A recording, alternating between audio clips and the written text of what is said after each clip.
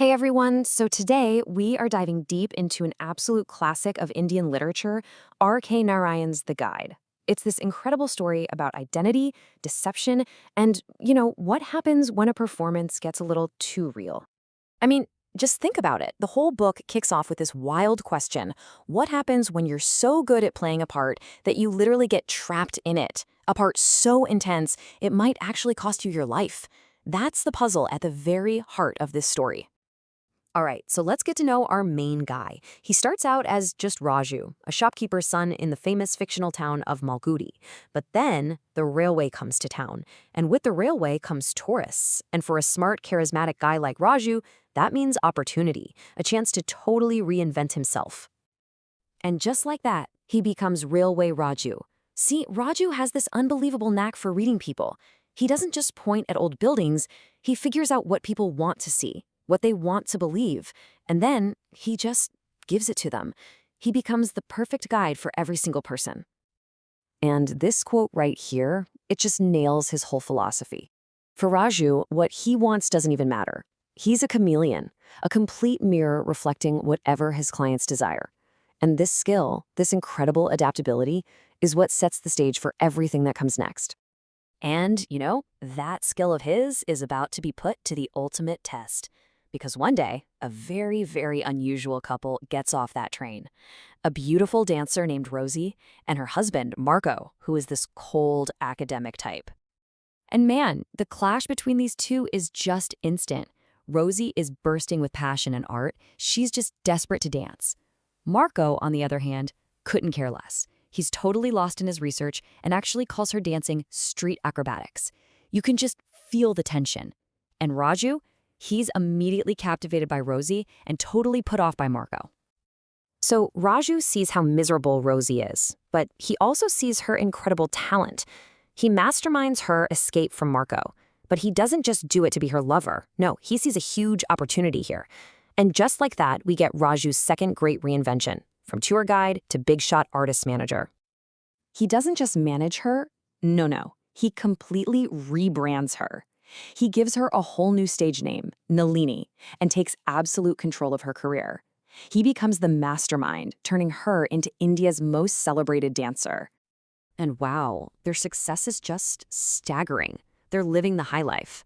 A huge, fancy house, servants, gardeners, even a security guard at the gate. Raju, the guy who used to hang out by the train station, is now this powerful, wealthy man living in total luxury. But this is where you can start to see the cracks forming. His ego just gets enormous. He starts talking about Nalini's dancing as if it's his own. He literally says, "I am performing, not she." In his mind, he created her success, so her identity, her art, it all belongs to him now. And that kind of thinking, well, it's the beginning of the end. Yeah, with an ego that huge, you just know a fall is coming. Raju's greed and his desperate need for control lead him to make one terrible, terrible mistake. And that mistake leads to his downfall and his most bizarre transformation yet. And it all comes crashing down so fast. A legal paper shows up for Rosie.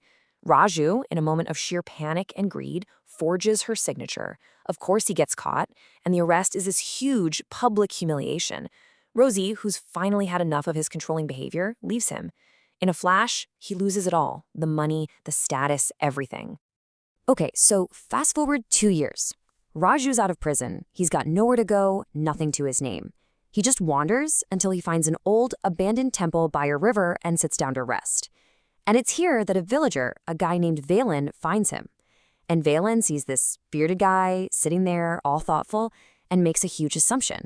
This must be a Swami, a holy man. And Raju? Well, he's a performer, so he just plays along. But here's what's so wild, and it tells you everything you need to know about Raju. He says he actually would have been happy to stay in prison forever. Why? Because it was a place where he had a defined role, clear rules, he was model prisoner.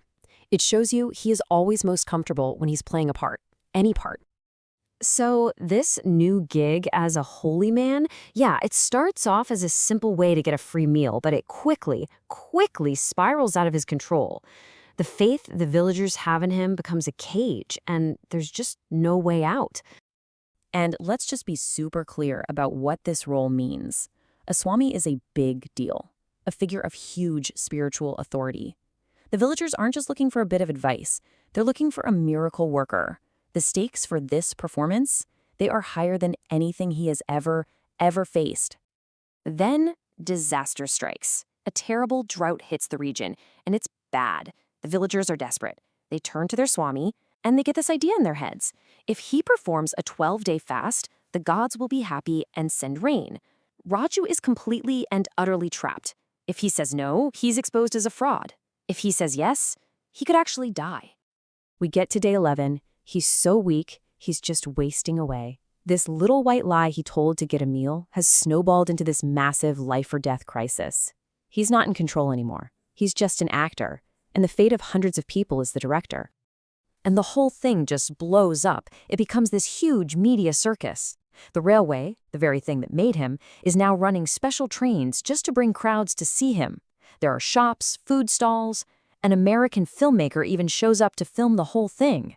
His final performance is for the biggest audience of his entire life. So on that final morning, he's so weak he can barely stand.